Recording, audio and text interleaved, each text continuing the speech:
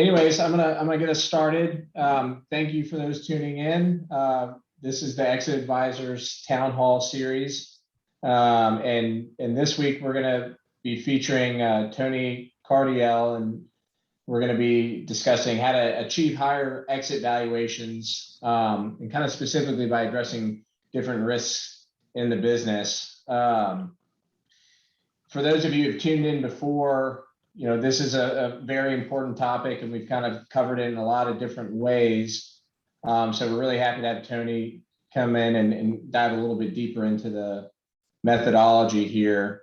Let's go ahead and pull up the deck. Tony, I think you might have that. Yep.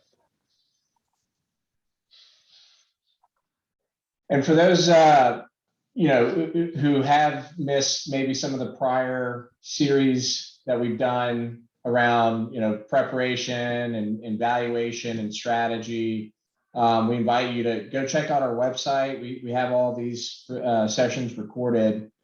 So it's a really, you know, really robust and valuable library of information. So a quick overview for those who are not familiar. You know, Exit Advisors is a specialty M&A advisory firm. We focus on the lower middle market, and we really try to work with guys like Tony to help, you know, assess value, determine risks, and mitigate them, most importantly, so that we can increase your valuation. Quick overview of our partners. We've got Gary Cooper, Al Danto, myself, and Casey Bright. It's part of the leadership team.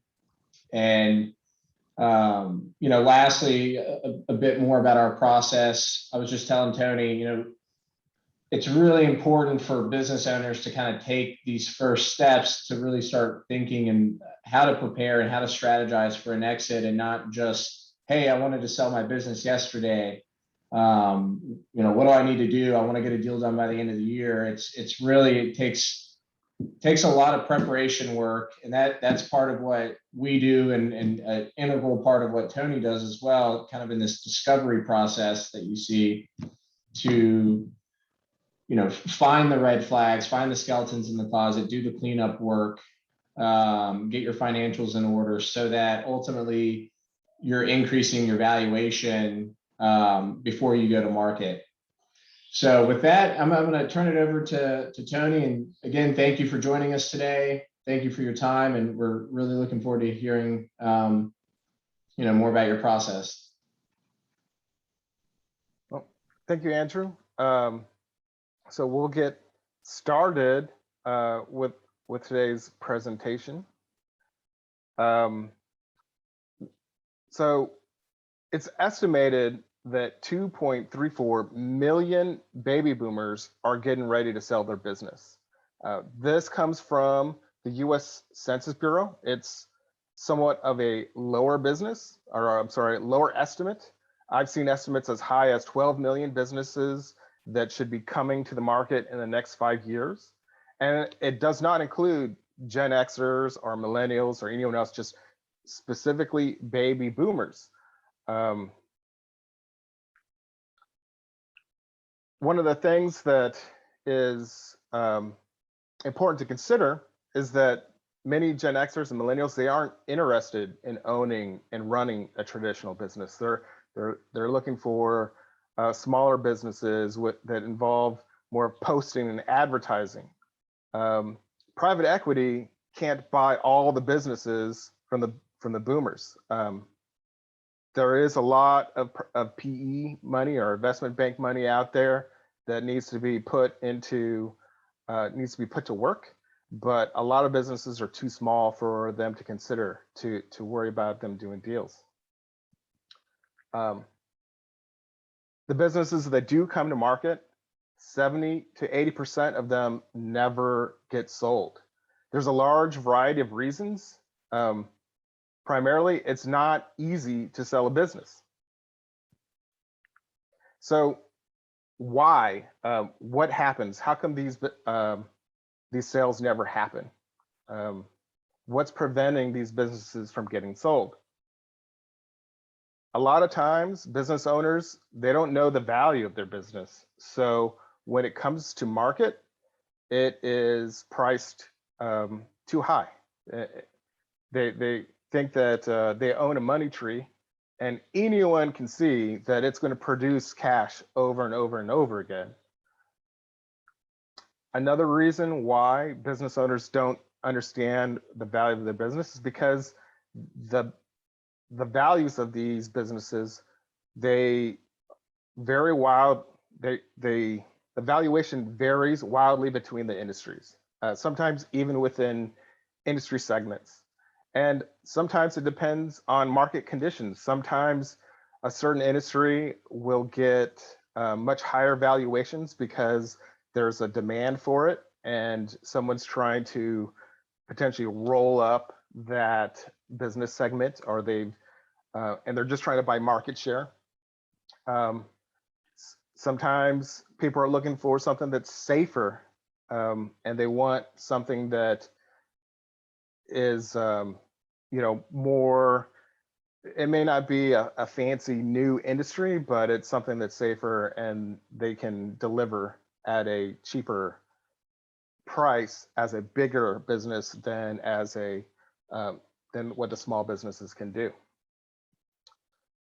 I'm a valuation expert. I don't think rules of thumb valuations are good ideas. You're basically looking at an average number this way, and every transaction has special wrinkles into it. And the more money that you put into, not more money, the more time you put in developing what the value of your business is how you're going to figure out the nuances, what makes your business special, what makes your business as profitable as it is. Another reason why these businesses don't get sold, buyers get cold feet and they blow up the deal. They walk away from it. A lot of times at the very last minute. So we're going to explore why they walk away, why they get these cold feet. Sometimes the clock just runs out on getting the deal done. As a potential buyer learns more and more about a business, as they start doing what we call due diligence, making sure that what the seller says is the truth or is what's actually happening, they start learning more and more about the business. They start having second thoughts. They start seeing the business potentially as more risky than what they originally anticipated. So although a business may be, you may see your business as a money tree that generates lots of cash, risk is a driving factor of company value. The more risky that your business is, the less a buyer will be willing to pay for it. And it's also important to consider that you're, as a business owner, you're used to that risk. You've lived with it for years. It's for you, it's like riding a bike. I was looking for a graph that, or an image that would help capture this idea. Someone like Evel Knievel may jump 20 cars all the time on his motorcycle, but whoever's buying your business, they may not have jumped 20 cars. They're jumping one car for the first time, and it feels a lot more risky than someone that's done it 20 times. Buyers like businesses with steady growth and earnings. The less variability that there is, the more comfortable they're going to be buying your business. Okay, and if this is your accountant, your deal is in trouble. Your financials have to be clean in order for the business to be sold. Even if you have a great tax CPA or have an annual review from a CPA firm, a due diligence engagement will find surprises that a buyer may not have anticipated.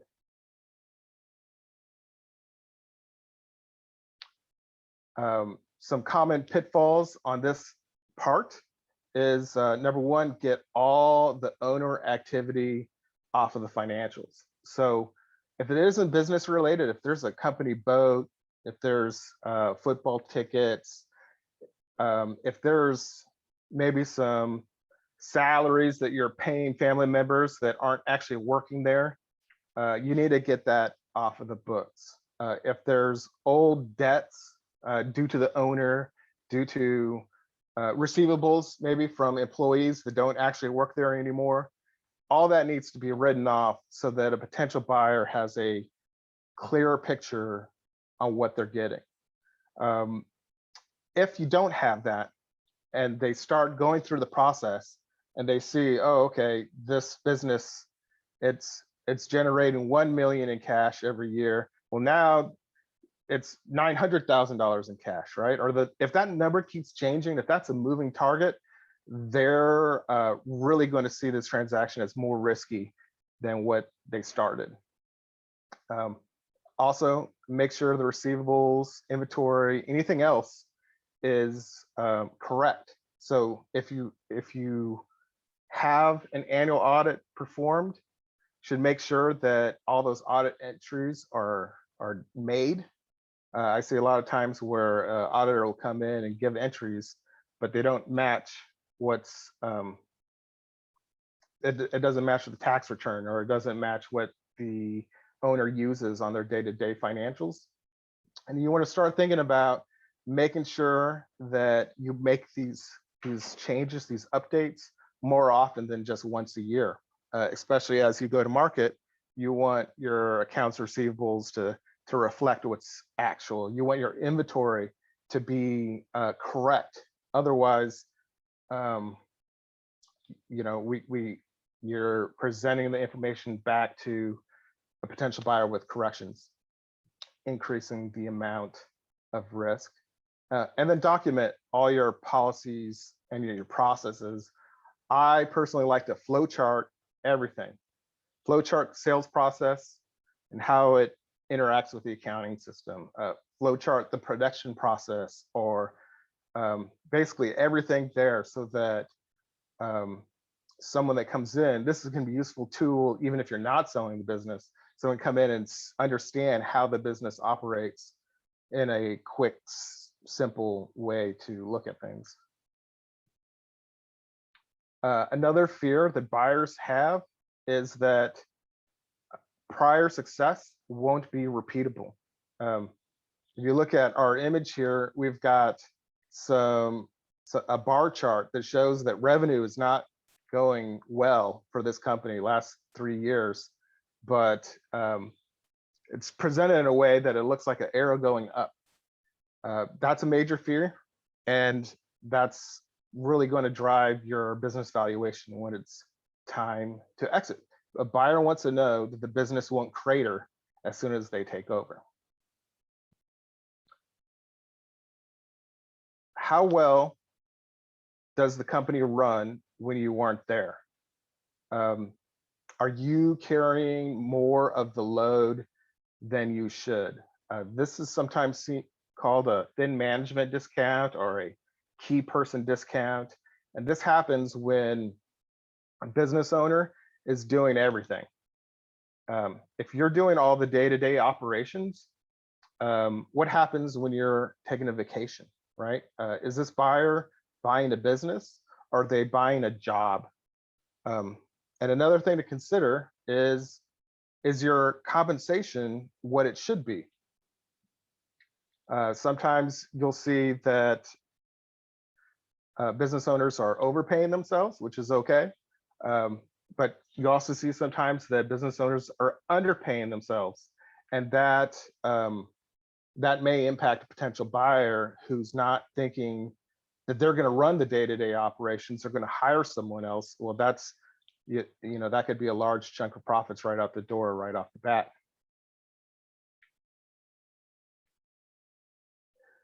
What if the management team leaves, right? Or worse, starts a competing business? These are things that you can address before you bring your business to market to eliminate that fear from your potential buyer. by having some sort of retention program and some non-compete agreements in place that will help prevent that fear, that idea. And that's one less thing that a buyer, a sophisticated buyer, will absolutely require for there to be present in order to buy the business to begin with. So having that taken care of in advance is a very good practice and recommendation, strong recommendation.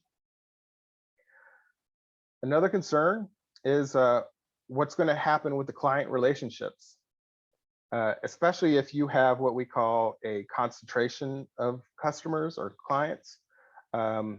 If you have one business that makes up 20% or more of your annual sales, buyers will start thinking about discounting the value of your business for this kind of concentration. But a lot of these relationships are personal. They may have known the business owner back when they got started 5 years ago, 10 years ago, however long ago. You have to develop a way to make sure that the buyer feels good, that the business relationships will continue, and that the business will be able to continue to sell to those companies after your exit. I thought I had some more slides here, but I went through those pretty quick. Andrew, do you want to maybe give some polling questions out there? And you said that there was a question given to me beforehand. Yeah, so one of the questions that was submitted before was, what are some of the ways to mitigate risk for a service business that is dependent on the relationships of its shareholders? So I guess if you're a service business with really strong ties to the shareholders, what ways do you mitigate risk and focus on the business, but also focus on delivering for your shareholders? Right. So the number one way I see people trying to mitigate that risk is through basically a non-compete agreement. And that's sometimes a little bit harder in a professional service, like say you're an attorney or you're a specific attorney, say you're a estate and law attorney, or you're practicing within a narrow field. They just limit it to the firm's clients. So when that professional leaves, they cannot market to the firm's clients. They basically can't take their book of business with them, and they have to develop those new relationships all over. Now, usually what I see is that's the limitation. You just can't market to them. So some clients will try to seek them out, but that's the number one way that I see it, or I have seen it done in the past. Okay. And what I thought we could do, rather than maybe doing the polling questions, we could kind of rephrase them to have a discussion and get Al to chime in as well and kind of share our collective thoughts. And kind of going off of what you had the shadow and you showed kind of the revenues decreasing. Go back to that slide, because I think Al has a really good very similar perspective here that I've kind of learned from him from grad school and by working with him. But it's kind of this perception of risk, whether it's real or perceived, and it gets weighted equally. And so to that note, I'm thinking, what are some of the ways you can kind of reduce, the real risk, but also the perceived risk? How do you show if there isn't a risk there? Obviously by, having clean financials and really being able to backtrack and set up a data room and point your finger at everything. How do you eliminate the perceived risk? If the real risk isn't there, how do you eliminate the perceived risk? Right. Al, do you want to jump in? Because I can speak about this too. Yeah, sure. Thanks, Tony. It's interesting again. I mean, we're absolutely off the same playbook, and I think we have a very similar presentation, different slides, but the same thing. At the end of the day, a really good analogy is to equate this to anything that someone's buying that's used, be it a house, even a car. So as you go into this, if the house has been, cleaned up, prepared, ready to go, it increases confidence. And like Andrew said, there's been a study that done. It was actually done by they won a Nobel Peace Prize for coming up with exactly what you said, is that fear and the potential downside for risk is asymmetric. So investors, anyone that's investing capital, is going to look at the downside, and they're going to overestimate that a lot more than they look at the upside. And typically the seller, the business owner, the entrepreneur, the glass is more than half full. So that risk, they don't see that risk. They're kind of blindsided to it. So any of these risks are overcompensated for in terms of valuation, and it results in a discounted value, or like you said in the very beginning, a lot of potential buyers walking away, right, from it. So you have to take a look at all these things that you've talked about. The owner's leaving. What's going to happen? That's the biggest fear and the biggest risk to a small business, right? I mean, the owner was the engine. Everything revolved around him, just like that slide you had. He was carrying everything. So the potential buyer is going to come in. They're going to ask, when's the last time you took a vacation? Like you said, show me the process when an order comes in, that it goes through production, it comes out, it's invoiced, and you're not involved with it. How long can you be away from the business for? All those things. And when buyers don't see that, or even people like us that value businesses, you say, man, this business is thin management, overly dependent on the owner, and we're going to reduce value for that risk, right? So these are things that can take a long time to do and to develop. So you can't just get to the end and say, yeah, I'm not going to be involved in the business anymore. If you were in there, day in and day out, or hey, we're going to come up with a policy and procedure manual. Well, your people aren't going to know what to do unless that was embedded, in the culture and in the organization. So a lot of these things just take some time to build up, right? Right. And I'm starting to see more of it, what I would call sell-side due diligence. I think your firm uses pre-due diligence. right. And the idea is to have someone come in and run through these processes. I've been doing more and more what we call quality of earnings for sell side. And we're looking for those spots. We're looking for the things that a buyer, it's going to give it's going to shock the buyer, or they're going to be concerned about. And even if you can't address it right away, if you can develop a plan and start implementing that plan, that's going to give a buyer a warm sense of comfort that you've already recognized this and you've already taken steps and it's already getting done. So even if that deal falls through, you're going to make hopefully you're going to make progress for the next deal or the next buyer to be able to show a stronger business than what you originally started off with. My thought is you always want to make this business run so well that maybe you can retire without selling it, right? If the businesses that have the highest valuations are turnkey operations. So if you can make the business work so well that you don't have to be there every day, that's how you're going to get the biggest value for it.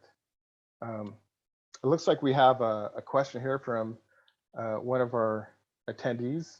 Yeah, and I actually, David, I unmuted your mic if you wanted to ask this, because I think once you kind of dive into this question, there's a lot more to it that I wanted to kind of create for discussion. Go ahead.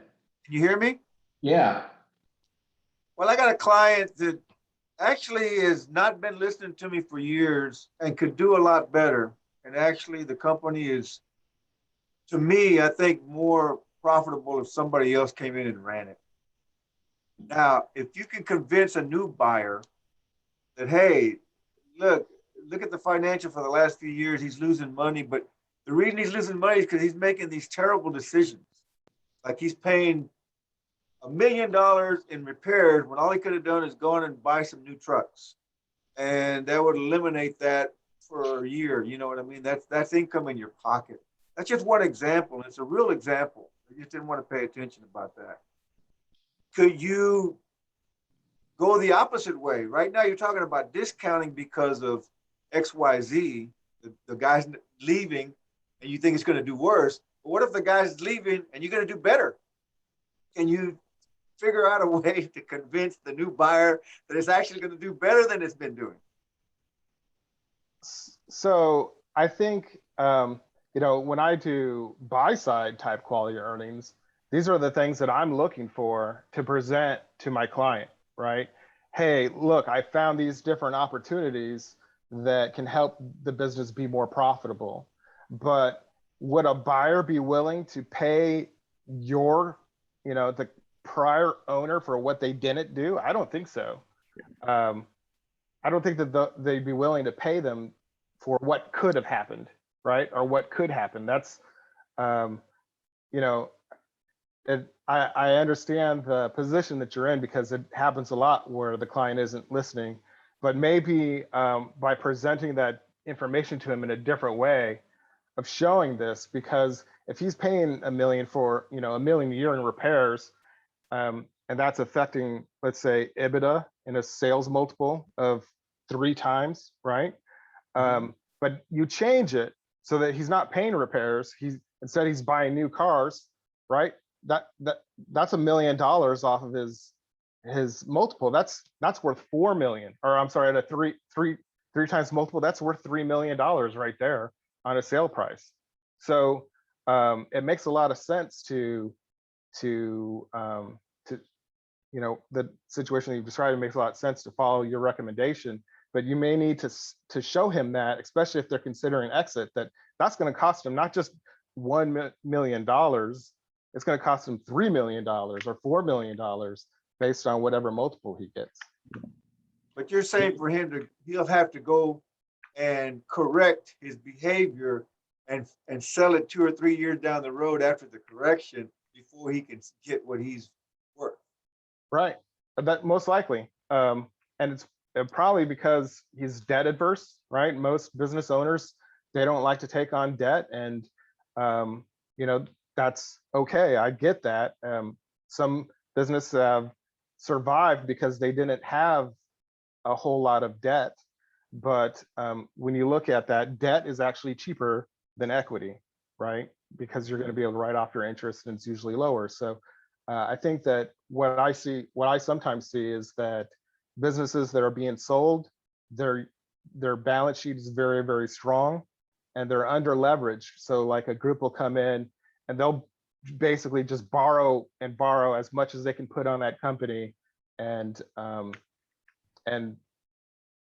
the transaction almost self-finances itself when they do it that way. Hey, David, a follow-up to what Tony said, I agree with him completely. So if we're valuing a company, you value it in the state that it is in, right? So I have a 1970 Ford Mustang. It's sitting in my garage in great shape. That thing's probably worth $25,000. The shape that it's in now, that I have it in, it's probably worth $6,000. So if someone came in there and said, man, I can buy this and put $10,000 into it, it'll be worth $25,000. It doesn't change the value that I have it in. Now, it may change the value that that person would pay for it. And then in that case, that's a strategic buyer. So in my former life, I bought and consolidated printing companies. So we would come in and look at a company, you know, like Tony would do a valuation, might be generating $500,000 in cash flow. Printing companies get 3 times cash flow. It's valued at $1.5 million. Man, I could close the shop, bring it in. I wouldn't need, you know, back in the day, a receptionist, an estimator, all that stuff. And I can say, okay, this business to me is going to generate $750,000 in net income or $1 million. I may offer more for it, but it doesn't change the value of that company at the time, right? So. Okay, thanks. Yeah. Thanks for that question, though, David. That's really, I mean, I see it so often. I actually had a slide in here. Listen to your advisors, right? Selling a business is an important part of this business owner's life. I mean, they're trying to set themselves up for retirement. You want to bring in experienced experts to help you, someone that's done it before, that knows the pitfalls. We haven't really gone too much into that, but hopefully when you take your business to market, you'll have more than one buyer, and that you're going to need to give the more experienced buyer some additional consideration, someone that's done it before, someone that understands what the process is, and hopefully understands your industry a little bit more, because they're going to, we talk about fear and risk, they'll have a better sense of the fear and risk of your business. And they may be holding on to, they may have an idea in mind that will improve your business, but that's usually one of the motivators of a buyer, is that they think that they can run it better than the current owner. It may or may not be true, but when you're looking at a fair market value price, that's the assumption that you're going to be able to, a fair market price is the assumption that you're going to be able to repeat that performance exactly. You have to improve the business in order to really make money, either by cutting expenses or adding additional revenue streams that the current owner doesn't have. The other Or thing growing. we didn't really mention, obviously all of this is going to tie into the valuation, the end game, the number that you receive. But I do think, as far as conviction and getting a deal closed and putting kind of the buyer's concerns at ease, it is better to at least kind of identify maybe some of the issues at hand rather than trying to hide them, because they will come out in due diligence. Something will always be found. You can't hide forever.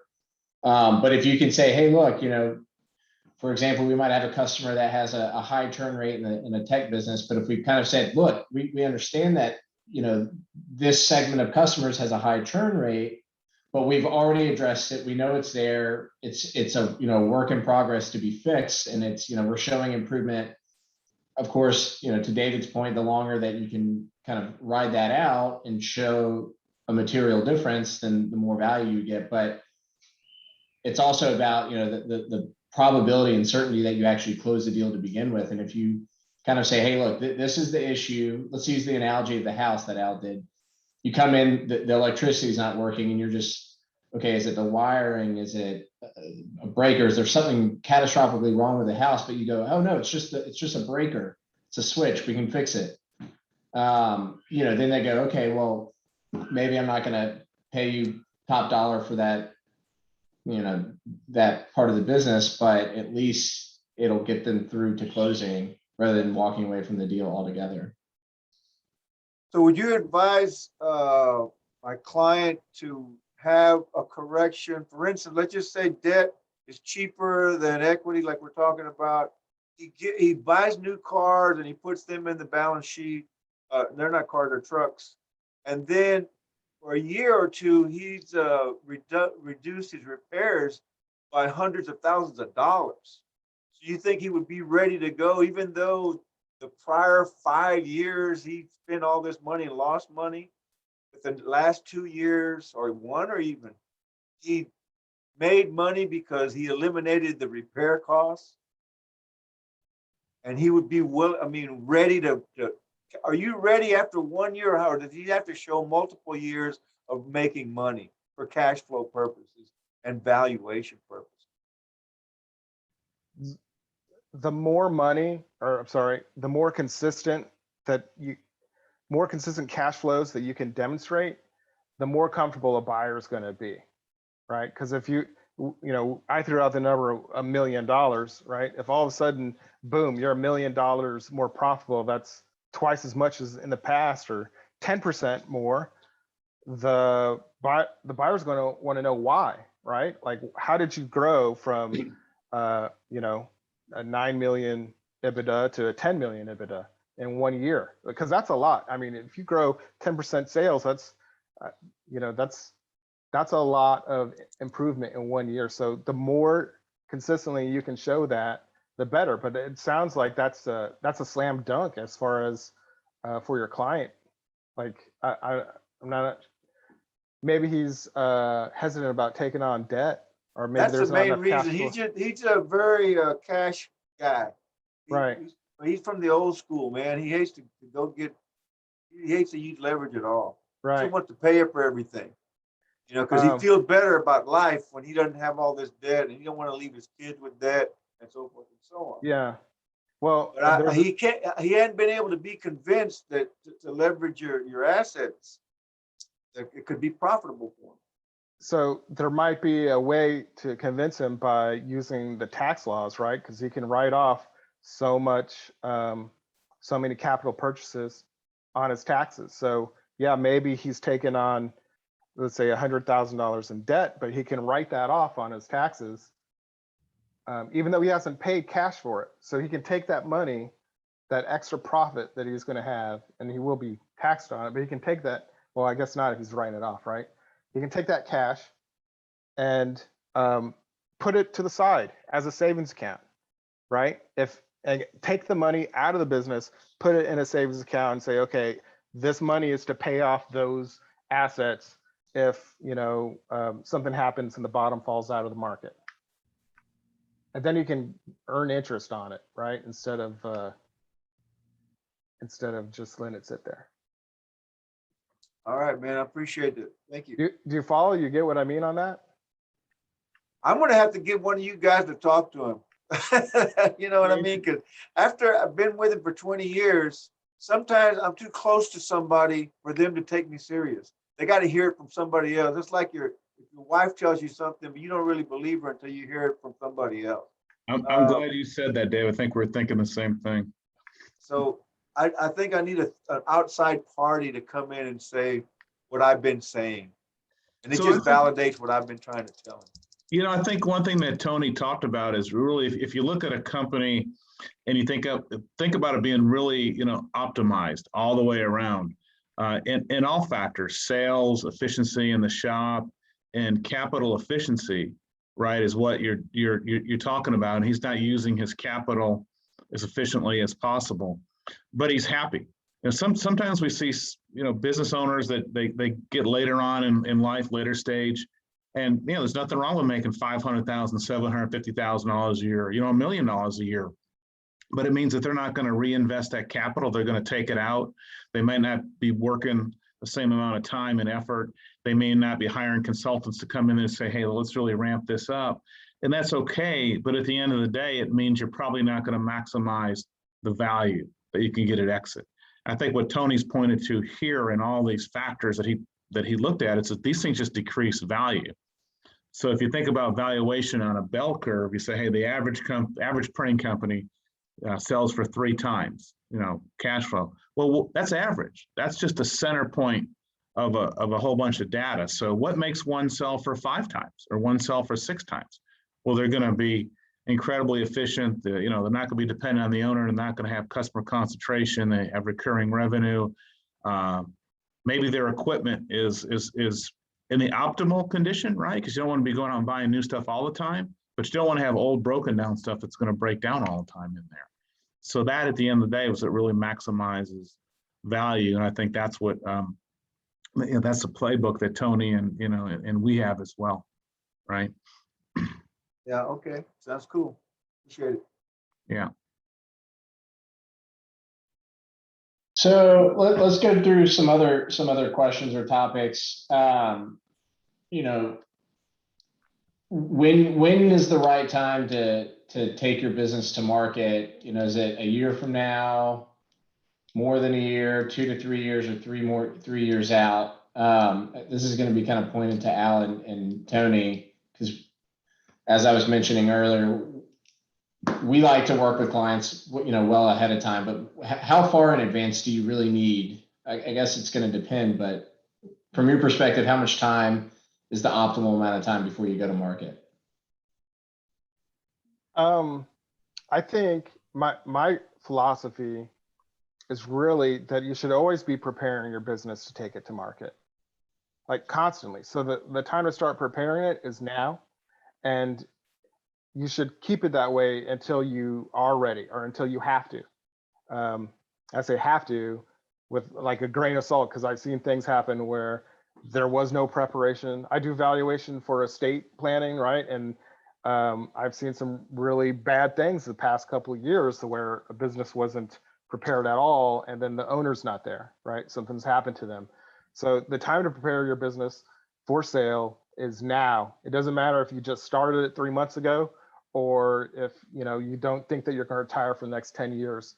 And like I said, you always want to get it as close to a turnkey operation as you can.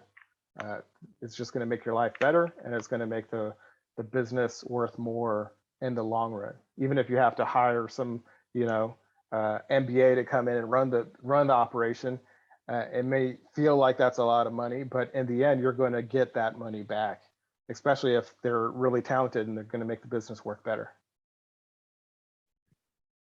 Yeah. And, it's been said a lot of ways, the franchise model, again, one of our, go-to books for everybody, every business owner is the EMyth. And it talks about working on the business and having your business in like a franchise model where it can truly run without you being there. Everyone's on the same page.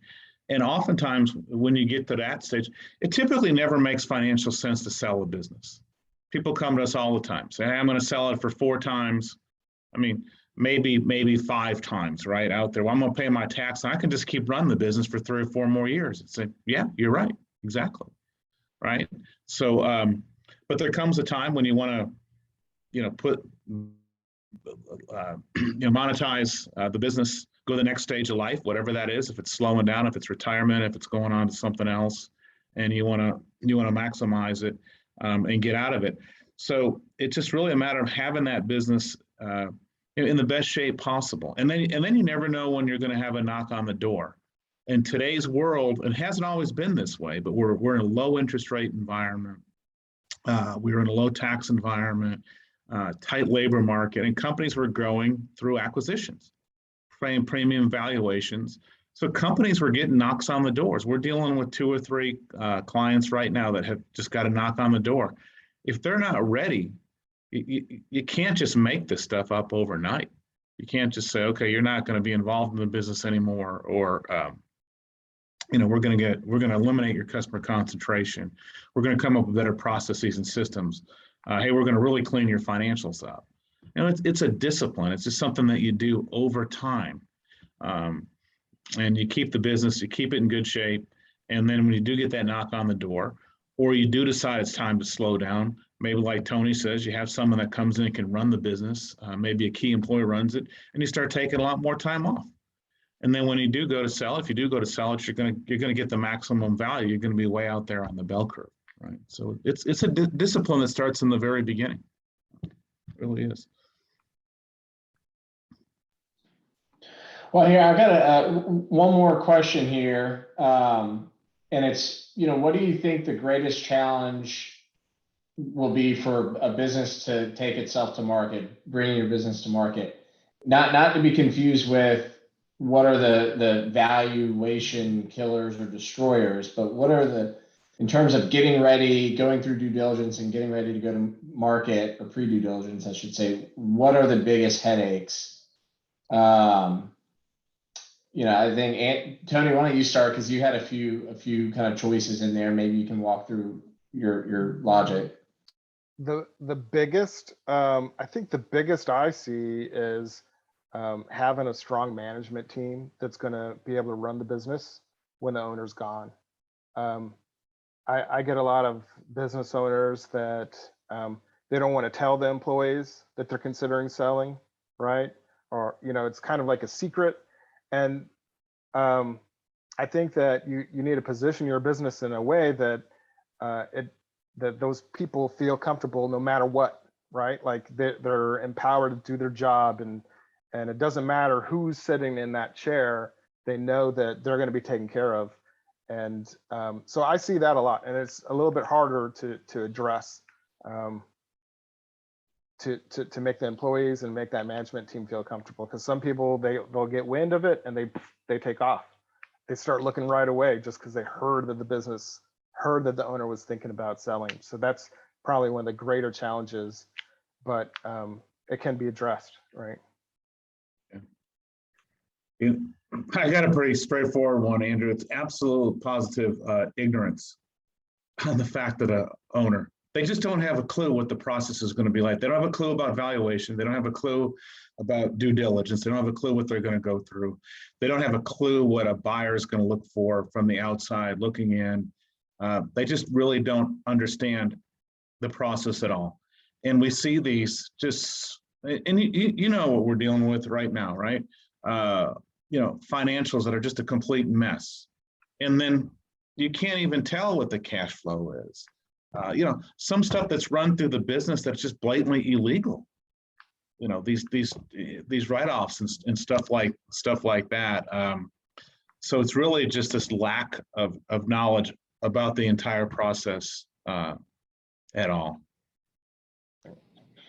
Yeah, and I think, you know, on that point of lack of knowledge, it's also being able to kind of hand the reins over and put trust into, you know, a group like ourselves or the experts like Tony to really guide them through this process and get them to the finish line in one piece, you know, better than one piece. But, you know, you have to be able to trust your team. Tony, you also had here, you know, I'll just point them out. Al covered kind of the financial piece of it. You talked about management team, and then another was managing client relationships, which that, you know, that kind of coincides with value killer, because if you're the face of the business and your clients leave, if you leave, or, you know, that's a big one. But another aspect to that is the nature of your relationship, mainly around like the contracts. So if you think about, we've said this many times, but are your contracts assignable? Who are they with? And if a buyer comes in, it's almost not even a valuation killer. It's just it's a binary deal killer. It's either yes or no. And if these contracts won't, you know, roll over to the new buyer, if they don't have assignability clauses or, you know, consent to assign, it can just kill the whole deal, let alone the valuation. So I think that's a really, really important thing for a business owner to take into consideration when they're starting to prepare for this process, is making sure these contracts are, you know, putting renewable clauses in there so that they're almost like an evergreen at best case scenario, or multi-year contracts, making them assignable, kind of staging it to where it looks very solid and preferable for the, you know, the impending buyer. Agreed. So I answered that, you know, the management team is the hardest thing to address, but some of that, I should probably temper that a little bit, because like Al mentioned, financials are actually the #1 killer of the deals, right? Bad financials. But as a former auditor and CPA, I find like financials shouldn't be that hard to fix, right? I mean, I understand it takes time and to do it, but that's my skill set. So it's I see it as easier than most people, but it is the #1 killer of deals, is not having the good financials.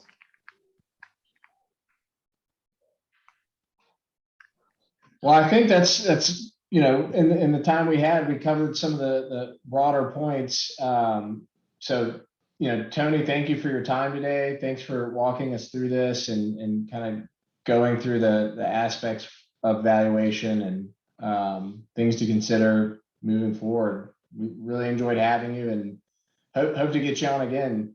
Yeah, well, thank you all. Any closing remarks or final thoughts? Closing remarks, there's a lot that can be done ahead of time. It's about managing the perception. Al's talked about the perception of risk. If you can manage that risk, and if your potential buyer has these questions, how did you increase profit 10%, or how did you increase sales, or whatever that question is, if you already have that answer, they're going to feel a lot better than, I'm not sure, let me get back to you. And then 2 weeks later, you have an answer. Usually a buyer will have a limited period for due diligence. If you have a hard time making that happen, in a 60-day window or 120-day window, that's not going to give them a good feeling, right? So when they say, hey, let's do diligence, let's do our due diligence, we want to make sure that what you're telling us is true. And you can say, here it is. You can just lay it right in front of them. We're ready to go. Do your due diligence. They're going to be excited about the deal. So it's a lot of it is presentation or maybe salesmanship of the business, having it ready to go, making it look like you want to sell, making it shows that you're a motivated buyer that's serious about selling, and that'll help it get done. It'll help the deal get done. Very well said, Tony. Thank you. Right. Well, thanks again, Tony. Last point, kind of to what David was referring to earlier, it's have these conversations early, think about these questions as soon as you can, and reach out to folks like ourselves or Tony if you you want to kind of bounce ideas off the wall, because you need to start moving now and not wait until you're ready to sell tomorrow. Exactly. I'm always willing to help. I enjoy answering these kinds of questions. So, anyone seeing this has questions, give me a call. I'd be happy to answer. Great. Well, thanks, Tony. Thanks everybody for joining. Right.